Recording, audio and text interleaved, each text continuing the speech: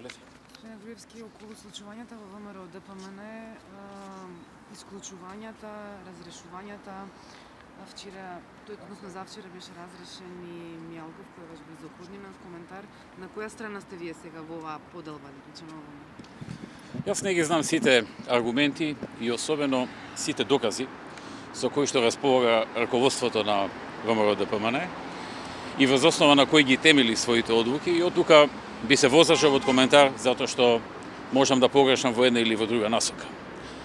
Но она што го знам е дека посакувам едно силно, обединето и победничко ВМРО ДПМН, кое што брзо ќе урне ова зло кое што го има Македонија, затоа што се покажа и во минатото се покажувало секогаш кога ВМРО е силно, силна и Македонија. И јас сум убеден дека и граѓаните го посекуваат тоа. Тоа што вчера не се појавивте на партијата Александар Николовски беше многу директен во својата изјава за медиумите, поздравувајќи или честитајќи на коалицијата во која што го спомна и господинот Мјалков. Така што ќе ве замолам за директен коментар дали се согласувате со тој дел од изјавата, односно дали господинот Мјалков извршил влијание врз дел од пратениците на ВМРО ДПМН да гласаат за во петок. Јас ви одговорив на прашањето. Повелете се други. Вчера не бевте на прославата на ВМРО, зошто има ли тука некакво порака Не, праќање? добив покана, меѓутоа имав претходно предвидени обврски кои што не може да ги одложам. А дали Христијан Мицкоски е направио сват според вас за обединението во ВМРО? Тоа е прашање на кое што ќе одговорат граѓаните на следните парламентарни избори.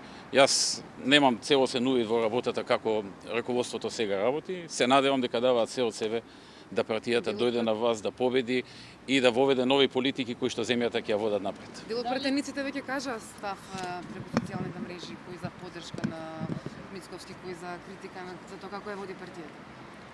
Добро? Вашиот став околу тоа? Само што одговорив. А што е со криминалот кој го спомна Александар расчистување со Николовски, минатото. да, дека расчистиле со криминалот кој се случувал за време на вашето владење, додека вие бевте председател на ВМРО ДПМН. Јас ви одговорив на тоа прашање. Ама Што е за вас помирување? Како би му помогнале на Заев? Како да го изведе тоа помирување? Еве сега има таква иницијатива од Зоран Заев, па тој нека го одговори тоа прашање. Околу патниот акт за пресудата за Тенк, дали веќе сте ја примиле пресудата, на информацијата да сте примиле, патниот акт, ја прочитавте ли пресудата? Да, ја примив пресудата, патниот акт се уште не сум го примил. Знаете што?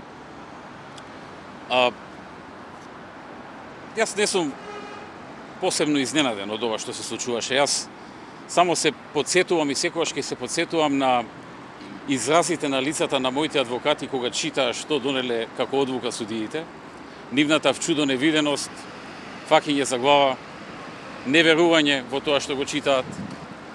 Откако преходно им бев кажал дека ќе донесат одлуки какви што донесоа, тие ми тврдеа дека тоа е невозможно, дека тоа не може да се случи, дека ќе си ја погазат дипломата судиите, дека ќе се срамат самите од себе, дека тоа го руши нивниот интегритет.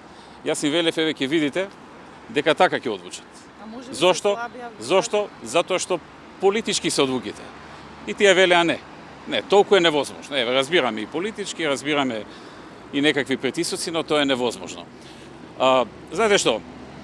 Кога се борите, јас тоа го знаев и секогаш го знам и сега.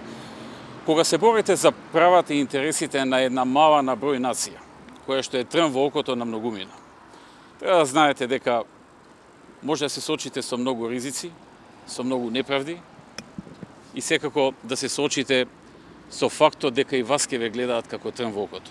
Јас тоа и го знаев и го знам. Ќе барате И ли чекорам, одлагање на казната? и чекорам напред. Јас ќе ги искористам сите правни можности кои што се на располагање и кои што ќе ми ги советуваат адвокатите.